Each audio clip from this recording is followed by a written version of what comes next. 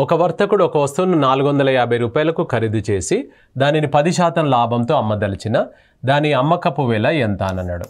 So 450 రూపాయలకు కొన్నాము, కొని దాని మీద ఒక 10% లాభం వేసుకొని అమ్ముదాం అనుకుంటున్నాం. దీన్ని 2-3 రకాలుగా చేసుకోవచ్చు. మనము ఎప్పుడైనా కూడా గుర్తుపెట్టుకోండి, కాస్ట్ ప్రైస్ అనేది ఆల్వేస్ 100%గా తీసుకోవాలి. కొన్న వెల ఎప్పుడు కూడా మనం 100%, ఎంఆర్పి కూడా వస్తుంది, అది కూడా 100% తీసుకోవాలి. చివరి ప్రశ్నలో వచ్చేప్పుడు చూద్దాం. So 100% of amount is equals to 450 అన్నమాట. ఇక్కడ సేల్స్ ప్రైస్ అనేది ఎప్పటికీ ఒకే విధంగా ఉండదు. సీజన్ అన్ సీజన్ ఉంటుంది, అన్ సీజన్ ఉంటుంది. ఎప్పటికి ఒకే విధంగా లాభం వస్తుందా? మనకు రాదు, అది మారిపోతుంటుంది. ఇక్కడ 10% లాభం వేసుకొని అమ్మండి అంటే 100 మీద 10% అంటే 110% ఎంత అని అర్థం అనమాట. అదే ఒకవేళ 15% లాభం వేసుకోవాలనుకోండి, 115కి ఎంత అనేస్తాం.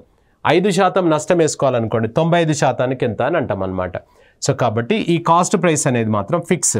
ఇది క్రాస్ మల్టిప్లై చేయండి. క్రాస్ మల్టిప్లై పని చేయని లెక్కనే ఉండదు, అర్థమెటిక్లో గుర్తుపెట్టుకోండి. ఎప్పుడైనా కూడా మనకేమవుతుందంటే యారో మార్క్ ఒకటి ఉంటుంది, క్వశ్చన్ మార్క్ ఒకటి ఉంటుంది, తర్వాత క్రాస్ మల్టిప్లై ఉంటుంది. అర్థమెటిక్ అంటేనే ఇలానే ఉంటాయి, గుర్తుపెట్టుకోండి.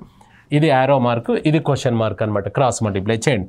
సో 110 ఇంటూ 450 డివైడెడ్ బై 100 అన్నమాట.